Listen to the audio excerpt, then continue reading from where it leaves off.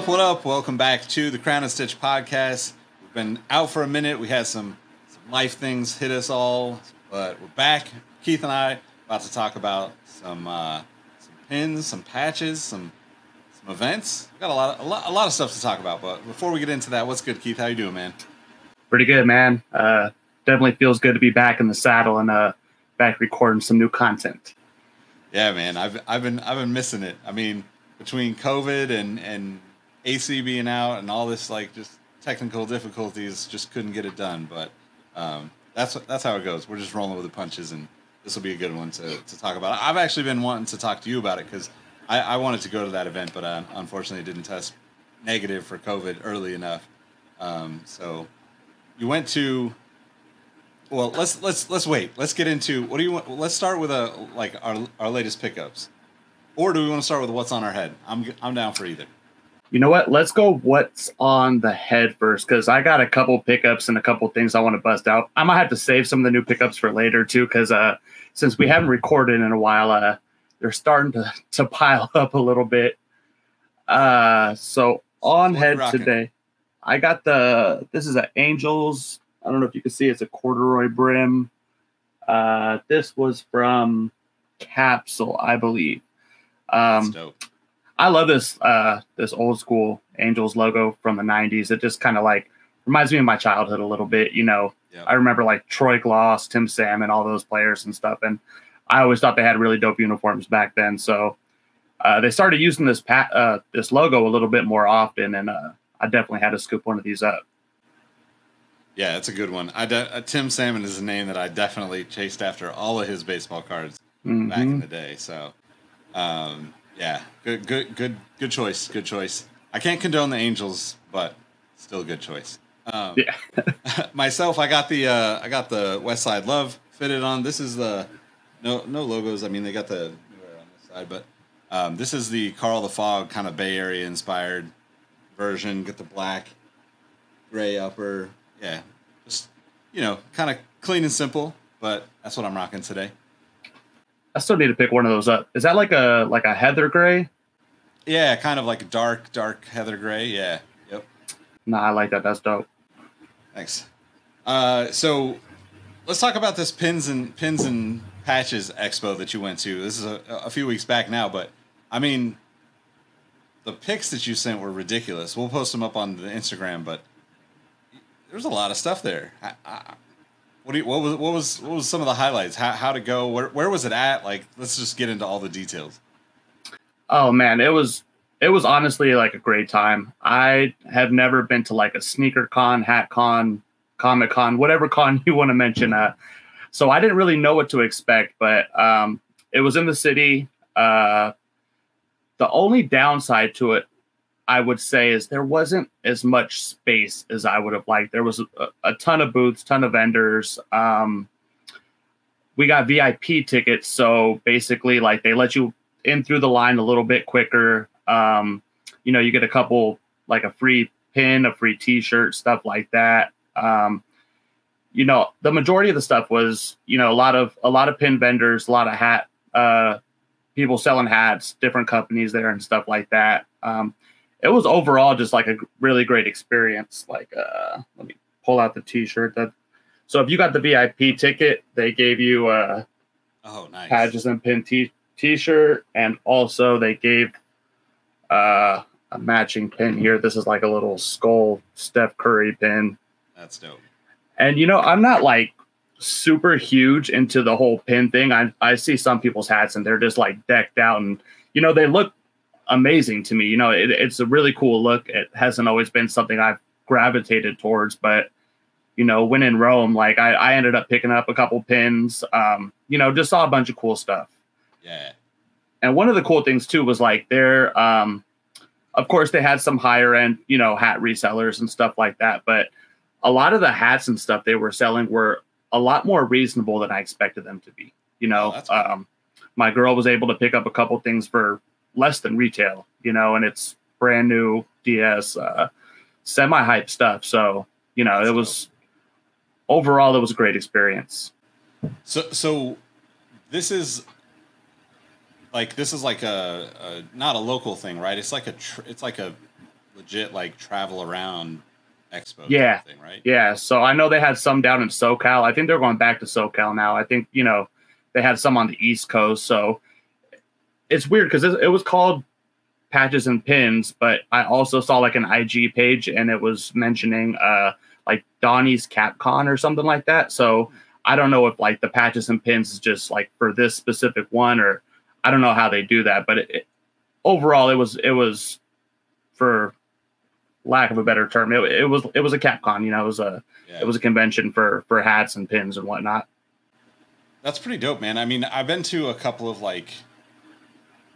I mean, I've worked at like conventions quite a bit throughout the years for whatever companies I work for or brands that I might be working with. And I've been to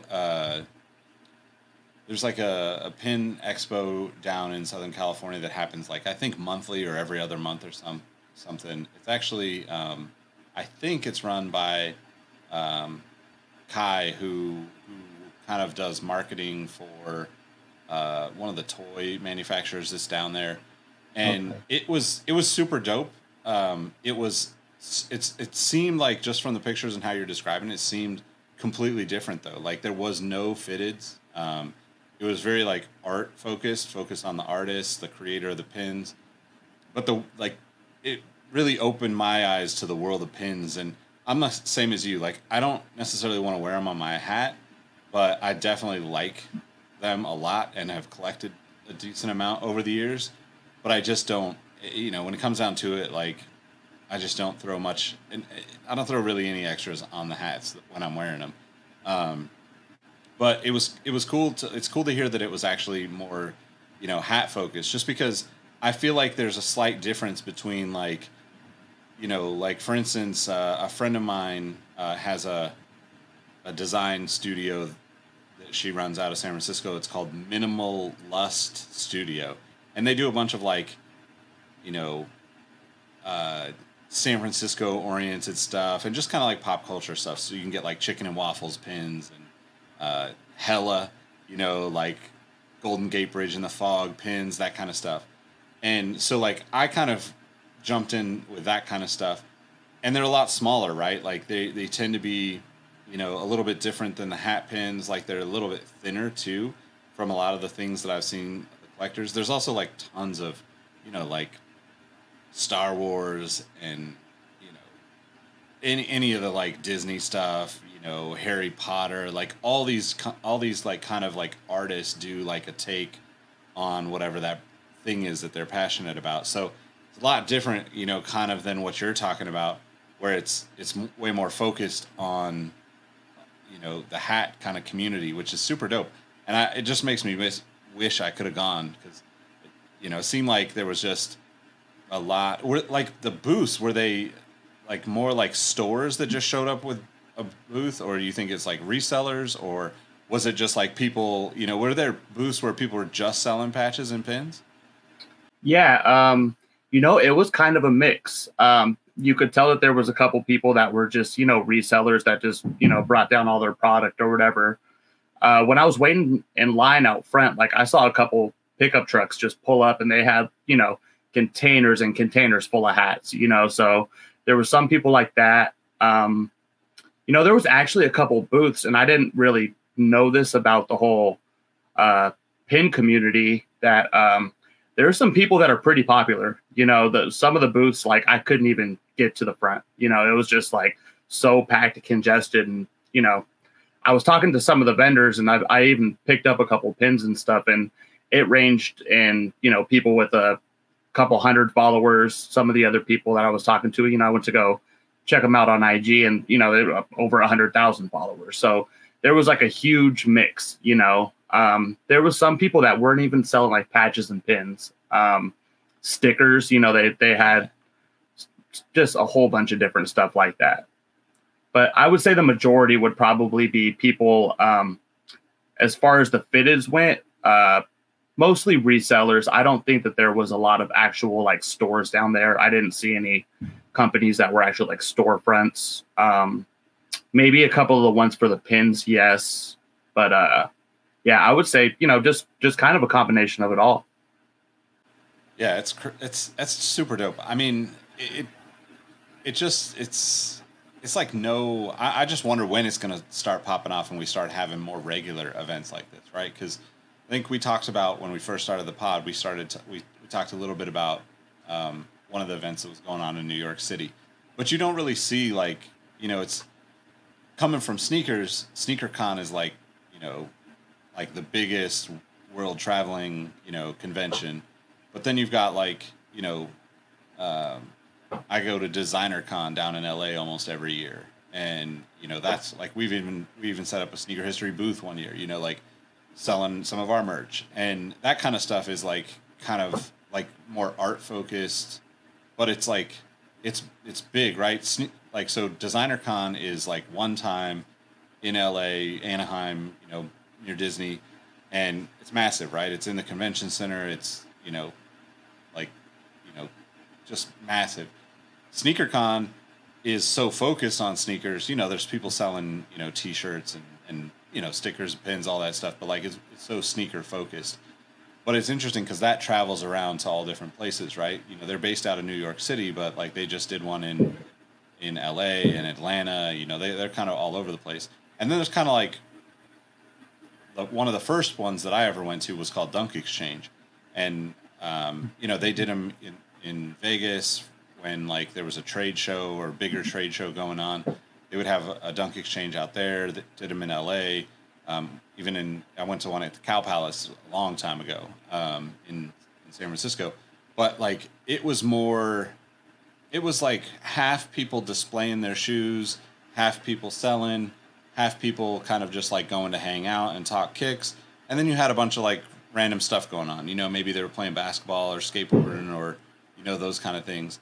It's just interesting how we're getting to this point where like everybody's so into their hobbies that like fitteds, snapbacks, hat collecting in general, so big now that we could, you know, I think it's only a matter of time before we have something that's like, cool, we're doing this once a month and we're going to travel around the country and, you know, have like a hat convention of some sort. You know, I don't know what that would be called, but like it's one of those things where like I think it's good, because that shows people that are not into it, like what the passion is about, you know, like from sneakers, right? Like, you know, I'm old enough to where like I was made fun of for being so into sneakers for a long time. Right. And then it was like turned into a career.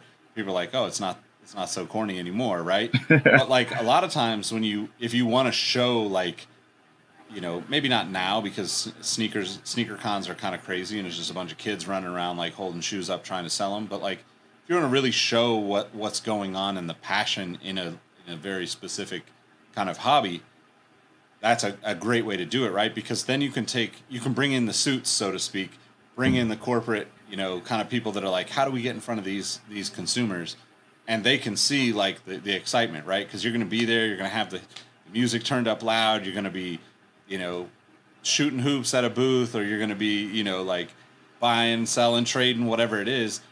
And to me, it just helps grow the whole thing, you know, for better or worse, right? Like, I don't know. Sometimes I say this stuff and then I think, man, I'd rather just have this to myself, but I'm going to try to not think that way right now. Yeah. You know, like, I mean, COVID excluded, I couldn't ever imagine something like this happening, you know, 3, 4, 5 years ago. And, you know, maybe COVID actually kind of sparked some of this. You know, everyone's sitting at home on their computers, you know, granted, if you still have some type of income and stuff like that, people are looking for stuff to buy and looking for hobbies and passions and stuff like that to get into. So it's like, I know for me personally, once COVID hit, I definitely got more into fitteds. I've always loved them, but, you know, it kind of, you know, gave me an avenue and just kind of somewhere to channel my focus and my passion. And, you know, now that we're kind of coming out the other end of it and, you know, people are able to gather a little bit more and, you know, get together. It was just really cool to see, you know, it was really good vibes there too. There wasn't, I don't know why I thought like this, but I kind of expected to go there. People at the booths to either be like, you know, a little stuck up or a little standoffish, or, you know, I was just kind of expecting some of the Supreme store vibes that, you know, that we hear about. So, that was one of the really cool things to me, was that there wasn't any of that. You know, all the vendors were cool. As long as the booth wasn't too busy, you know, you were able to go there, talk to the people that were running it, you know, able to negotiate on prices. Even towards the end of it, well, when I left, you can tell some people were just, you know, trying to get rid of their stuff, and, you know, they were selling stuff for reasonable prices. And, you know, just the atmosphere overall was really cool, you know, and to see that many people that are passionate about the same thing in the same area like that, it's, I think it's definitely good for the community, and it's definitely cool for people to see who aren't all the way into it yet, you know, what it could be like, you know, and how welcoming some of these things can be, and, you know, might spark them to want to dive in a little deeper too. Yeah, totally, man. And it's interesting you said that about Supreme. I think about that a lot with like skate shops, right? Skate shops and like streetwear shops in particular, like always kind of like uppity, came across uppity. And I don't think that was like, I don't think it was intentional, other than Supreme. Like, they have fun being dicks to people, I think. But, you know, it's part of that is just like wanting to know that people are as passionate about your thing as you are, right? Because, you know, skateboarding is one of those things where, like, you know, you've got to be committed to it, and you've got to really love it to be respected by other skateboarders. And I think that's, at least in my mind, that's like kind of the justification or the thought process that people go through, whether they realize it or not. And I think, you know, as you were saying that, I was thinking, you know, it's the same way with, like, you know, like sneaker stores sometimes. You know, you walk into a boutique of some kind, and it kind of just feels like, do these people want to talk to me, or do these people just want, you know, like, are they just going to ignore me? And it happens on a regular basis. You know, like, a lot of people, we've talked about that, you know, in the Discord community. And what I think that people don't realize is, like, everybody's a fucking nerd about something. And if you're a nerd about something, the best thing to do is go congregate with all the other nerds about that thing. Because then you don't have to deal with the uppityness, because everybody's just nerding out. And whether that's like fitteds or sneakers or cars or collectibles or, like, you know, Star Wars or, you know, anything, right? Movies, like my uncle collects movie posters from, like, way back in the day, right? Like, older than me kind of movie posters, and has a massive collection of, like, really valuable posters. And, like, there are conventions that he goes to, and it's like, this is where his people are, right? Like, they all remember all those stories, and they're like, oh, that's the you know, that one was like a limited run print of a poster that only went up in, like, certain cities. And you're like, you know, like, it's not my thing, but, like, to hear that, you realize that, like, it's the same, right? It doesn't matter if you're into, like, Mac or PC, you're still, like, into it, right? Or Apple or Android, you know, like, it's like, once you realize people have that same kind of nerding out thing. Look, we're doing a podcast about hats, and we're doing a podcast where we talk about pins and patches on hats. And, like, if that's not nerdy, I don't know what is. I don't think of it as a bad thing, right? I think of it as, like, people are passionate and they go way down these rabbit holes, whether that's, you know, hats or shoes or whatever. And the conventions, especially, like, the smaller ones like this one, where it's like, you know, kind of like, you got to know what's going on to get there. Not something that has a bunch of money behind it, you know, like SneakerCon, for instance. You know, it's fun for me. I enjoy it, but, like, a lot of people probably don't, because it's like well funded, and there's tons of people, and, you know, like, there's tons of corporate sponsors and partnerships and all that. But it's still, like, you get there and you're like, you run into people that you know from, you know, years back, or from, you know, online or whatever. And to me, this is, like, just a great way to, like, connect with people in real life, to make those relationships and friendships that much more meaningful. So it's cool to hear that you said that, because I always wonder, like, how these, like, you know, I think of it as, like, hats being the main subject, patches, pins being kind of like, and stickers kind of being, like, the secondary subjects of a hobby, right?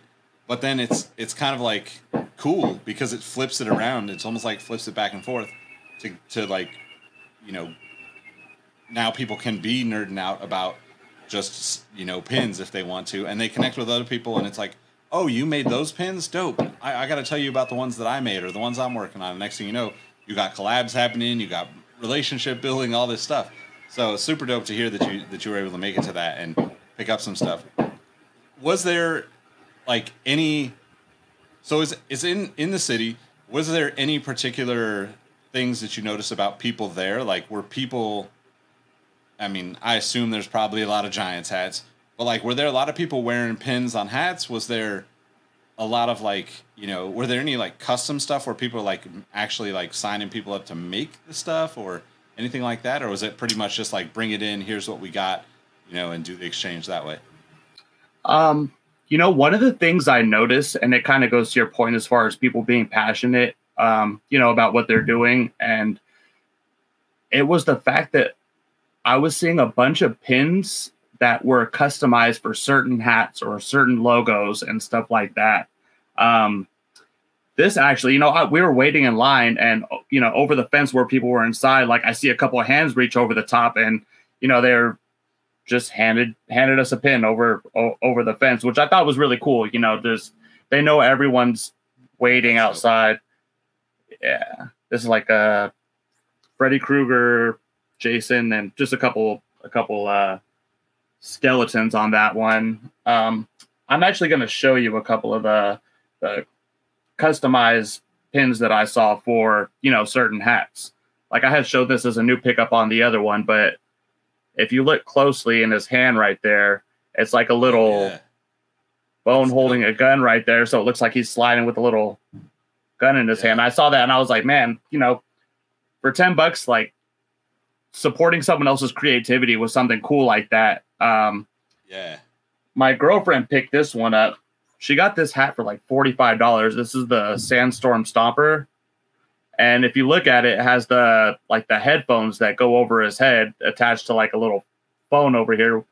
And, this is something I wouldn't personally wear. I don't think she would either, but it's just one of those things that was so cool. Like, I saw another hat with the same pin on it that can go over like a Pirates logo and looks like he's wearing headphones. And, it was just a little stuff like that like really opened my eyes to like how deep some of this stuff goes, like, and how into it and how creative so many people in the community are to be making stuff like that, Yeah, totally. That's super dope. I mean, yeah, like that's stuff that I probably wouldn't wear, but throwing it on the shelf and having it to look at is just like that creativity is good to have around you, in my opinion. Yeah. There was also one booth too, and they looked like hardcore Oakland A's fans, and they were doing custom bobbleheads. And so, nice. So they had a whole bunch of their stuff up, but I guess like, I don't remember. I think I got their IG. I have to check, but like, I guess they just make bobbleheads, and that, it was really cool. They had their dog with them, their kids with them and stuff. And it was just like, really family oriented and really friendly and stuff like that. And, that's dope. It was just cool to see, that people just came out and, like to show off what they were passionate about. And, something unique like that. Like, I know people can probably make their own custom bobbleheads and stuff like that, but to actually, see it in person and see the hard work that goes into some of the stuff like that, was another selling point for me that would definitely make me go back to something like this and, want to check out what they would have the next time. Totally. Yeah. You don't really think about that, like, of course, when you think about it, it's like, yeah, somebody's probably done that. But then like seeing it is like, oh shit, like they're actually doing this. Like, this is dope, So yeah, that's dope, man. Well, let's do you happen to know the Instagram account? For the custom bobbleheads? No, for the expo itself. I was just going to shout them out. It's at Patches and Pins Expo, I believe. Let me look and see if I can find it real quick, because there was that one, and like I was saying, there was the Donnie's CapCon, I believe. Okay, hold on. The CapCon was CapCon Official on IG, and Patches and Pins was Patches and Pins _Expo. So those seem like the two people that were hosting it, and who it was ran through and all that. So they did an amazing job, and it's something I would definitely look forward to going back to anytime they have it here in the Bay again. Cool. Yeah, man. I'm definitely going to try to make the next one for sure. Yeah, we need to get you and Dexter out there. Yeah. Maybe we could get a booth and do like a live pod or something. That'd be pretty dope. That would be cool. Ben from Hat Club was over there, you know, like a celebrity snapping pics with people and stuff, and everyone bum rushing him. But really cool dude. You know, he stopped, talked to us for a minute and stuff like that. So it's just cool to see people that, you know, I've only personally seen, you know, on social media and stuff like that, you know, showing up, showing face, and, you know, kind of mingling with the people. Yeah, man, that's super dope. That's super dope. All right, well, now that you got me curious as to what you've been picking up since we've been off for a couple of weeks, let's break out the new pickups. Let's see. I showed off those two. This was one my girlfriend picked up too. This is the Skull Chief. This was from I think this was a Cyberpunks collection from Hat Club. Under retail, you know, they had a bunch of stuff at one of those booths. Close to when I was leaving, I didn't want to leave empty-handed with just some pins. You know, I kind of felt like I had to pick up a fitted, so I picked up this nice khaki colored Royals hat. This, I believe, was I want to say a Sneaker Town release, I believe. And also, like, I mean, slightly over retail, but, you know, after tax and shipping and stuff like that, I would say right about retail, you know, and I've seen that same hat online going for $120, $130. So I was definitely glad to. Yeah, I love that colorway. It's nice. The red and the khaki definitely pops on that one. What about you? You got any new pickups? So I didn't pick it up, but my girlfriend picked up a little something for me. This will give you a hint. Ooh. Orange Crush Hat Club. But let's see here. I really like those ones. Yeah. Oh, it's so good, man. Got the 1961 All-Star on it. The 3-color on the back, as Dex would say, got the navy guts in there. Oh, that's navy too, huh? Yeah, but it's like, I mean, this is like, I guess no, my bad, it is black. Navy out on the outside though, like all the additional, and then the squatchy. The navy squatchy. Yeah, I mean, it's definitely like a good combo for me, especially. I mean, one, this is like kind of like Gulf, the like gas brand, which is a big sponsor in racing, so I could see it going to that. And then probably next episode, I'm gonna have to wear some kicks that I actually just picked up, some like Asics kind of trail runners that are basically these colors, so kind of a no-brainer. But that was a gift from the girlfriend this last week, so thank you. That's super cool. There you go. I saw a lot of mixed reviews on that collection, and like when I saw some people hating on it, I'm like, man, that sounds crazy. Like those hats look like they pop, you know, it's such a beautiful combo of colors and stuff like that. I'm definitely a fan of those. Yeah, man. I can't really figure out like the formula of like what people like and what people don't. And to me, it's just like, if it's good colors, I mean, the hardest part for me is like seeing teams that I wouldn't wear the hat, but I love the colorway or the release. Mm-hmm. And like, if there's not a Giants one included in there, or maybe an A's one, you know, it's like, all right, well, gotta pass on this one. But like, it's not consistent. Sometimes I see colors or themes and I'm like, damn, those are going to be gone in a heartbeat, and they sit. And then other times I'm like, oh, that's too much. Nobody's going to really care for that. And it's gone right away. You know, yeah. I don't get it. I feel like some of the people that are hating on some of these collections are like the same type of people that you see on like Instagram or Twitter, like 5 minutes after an album drops, and they go, oh my God, this album is trash. It's the worst album I've ever heard, you know? And it's like, you know, they didn't even have enough time to listen to the whole thing, but you know, they're just throwing shade to throw shade. So, you know, totally. Yep. I'm sure you can't appease everyone, but you know, to me, that hat is a winner in my books, Nick. Thanks, man. Definitely appreciate it. It's up there for me. I mean, anything orange and blue. I mean, it's funny because I've probably bought like 2, 3, maybe even 4 variations of orange and blue Giants hats over the past like few months, which I've shared on previous episodes, but I keep finding new versions of it. So it's all good. I'm good with people not, you know, jumping on everything. It gives everybody a chance to get something. So, but anything else we gotta talk about before we get out of here? I have a kicks and fits. I don't. Do you have one? I don't one have handy one, or not? You should roll with it. Okay, I'm gonna pull one out real quick. All right. This is Burgundy Angels. Why can't I think of the collection? It's crossover. So it's basically like the Anaheim Angels hats with the same color as the Anaheim Ducks. So you got the teal with the burgundy, and for the kicks, the Amamier Jordan 1s. I feel like this is a hard burgundy to match on this one because it's like almost like a brownish burgundy. It's really dark. I have a couple other burgundy hats, but that's the only one that I found that actually like the burgundies match up perfectly. Yeah, man, that's a good one. I actually, I think it's the crossover. There's like a Sharks Giants crossover that I really would like to get, but I haven't seen one in my size. So it sold out when it came out right away, and I didn't think it was going to be popular either, of course. But anyway. I'll definitely keep an eye out for that. Yeah. All right. Well, that's about it for this episode. Shout out to Dexter. Got some stuff going on, doing his thing. He'll be back soon. And make sure you give him a follow. Smooth as eggs on all the platforms. SMOOVASEGGS.